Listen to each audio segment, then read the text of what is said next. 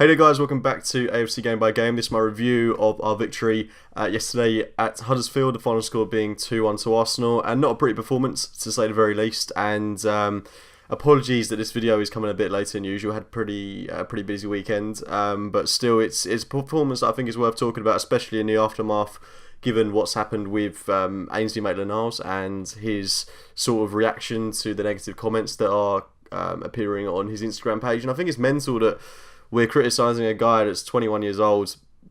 He's just come back into the first team after a couple of weeks on the sidelines, and he's just been absolutely hounded with abuse. Got a great assist for what was the winning goal. Didn't have his best performance, and I think he will openly admit that, and he has done by responding to the comments that he's got on the likes of Instagram. And fair play to him, because a lot of players wouldn't go and do that and interact with fans in that way, especially with some of the comments that he's got, because some of them have just been downright harsh and unneeded. And I think it's mental that as a fan base we're not supporting these young players in the way that we should be. Alex Iwobi's another one, got the goal yesterday, and he's just constantly tormented with abuse online from our own supporters. And it's one of the downsides of this whole social media age, because you can't help but feel that maybe 10-15 years ago we'd have been a lot more excited about the likes of 22-year-old Iwobi, 21-year-old Maitland-Niles, because they were getting first team opportunities, they were getting goals, getting assists, and yes, they do odd things that frustrate us, but naturally they're in their early 20s, of course these things are going to happen. But nonetheless, I think it's a positive that Iwobi, a youth product, got on the score sheet. Maitland-Niles, a youth product, got a great assist. And I'm sure these players will only improve in Arsenal shirts. They're still very, very young. They're still learning their trade. And I know that Arsenal isn't a club that should be always giving young players a chance. I think it's definitely an element of our philosophy and the culture of the club. But we are in a situation where we do need to be winning games. And as well, let's not forget that we have so many absentees: Bellerin, Holding, Xhaka, Aubameyang, Mesut Ozil, Aaron Ramsey yesterday. So that's a load of players there that would pretty much be guaranteed starters. Maybe not Mesut Ozil, but the rest of those players pretty much walk into the team. So it's yeah, I mean, it was always going to be a tough task going to Huddersfield yesterday, and let's not forget that they're fighting for their lives at the bottom of the table. They look almost certain to go down now, but they were really giving it their all going into that game, and it wasn't easy for us at times. I mean, for large spells of that game, Huddersfield were the team that were on top.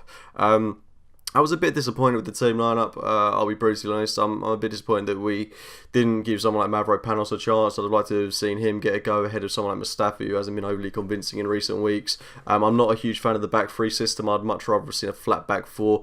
And again, I've pretty much given up hope that Carl Jenkinson is going to get into the team anytime soon. I would have liked to have seen him at least on the bench yesterday and given a chance of right back, a proper right back. We know that Maitland-Niles, again, I think this is a problem because he's not a right back. I see him as a central midfielder. He could develop into a winger or a fullback or a midfielder, but again, he's very Oxlade-Chamberlain-y in the way that he hasn't nailed down a position and he plays almost everywhere. And that's good in the sense that he's versatile, but it's not great for his development because he's not going to be able to solidify a position and make it his own. And I really think, given the opportunities he's had in central midfield, he's got a great chance to really build his career there. I see him as a player that could dictate the game from the middle. But again, we'll see how that one develops. He's still got a few years before I suppose he has to nail down a spot in this Arsenal team. It's great that he's versatile, and it's great that he's willing to give his all for this Arsenal side without doubt. But again, as I say, I'd like to have seen a flat back four.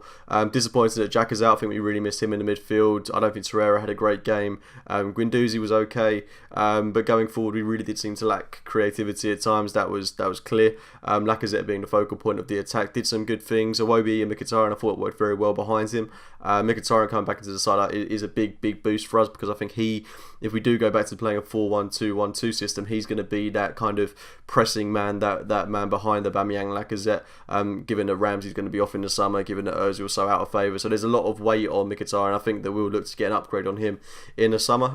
That's just my personal perspective. I think it's great that he's back in the team, and he's going to be a big boost for us, no doubt, in this final push of the season. I mean, I say final push, there's still three and a bit months to go, but it is feeling like the end of the season is creeping up on us slowly but surely, and every single game is like a cup final, so we've got to be getting results on the score sheet.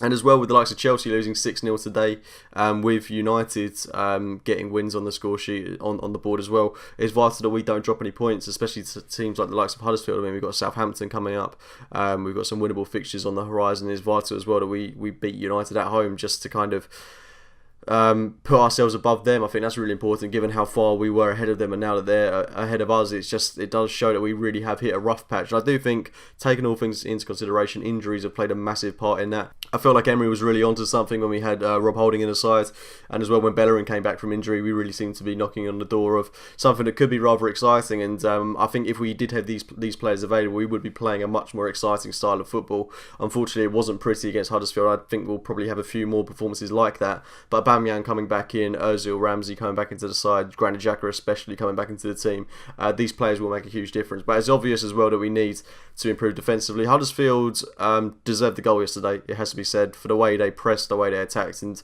as well for how poor we were at the back. Kolasinac scoring the own goal, but I think if that hadn't gone in, something else would have done at some point in the game, because they were just constantly pressing us. They were relentless, and yeah, definitely worthy of a goal. But 2-1 away from home is not the most convincing of results, but it is a result that is a win, and that's exactly what we need at this stage in the season. We need to be picking up points, especially when the teams around us, like Chelsea, are dropping points, but also whilst teams like Man United are constantly picking up points, Spurs are picking up points all the time as well. I think we've got to forget that we're going to finish above them at some point in this season. But we've got massive games on the horizon. United at home, Tottenham away, big games as well against the likes of Everton away, and our away form just has to improve in general. This was a win away from home, but against the worst team in the league, and we've got to be looking more convincing in these upcoming games. But a win's a win, nonetheless, and we really need after that defeat against Man City last weekend. But I'm still feeling positive, and I'm still fully behind Unai Emery. I think it's mental that we're still getting people tweeting the likes of Unai out. I think it's just crazy that people aren't willing to give him at least a full season. We're still in the hunt for top 4. We're 1 point off top 4. It's crazy. We've got the Europa League as well. We've got a very good chance of winning that, and it should be a very, very exciting, if not interesting, end to the season from an Arsenal point of view. But on that note, guys, I'm going to wrap up there. Please do drop a like on the video if you have enjoyed it. Again, apologies that this video is coming a little bit later than usual. Subscribe to the channel if you're new, and as always, I'll speak to you very, very soon. See you later, guys.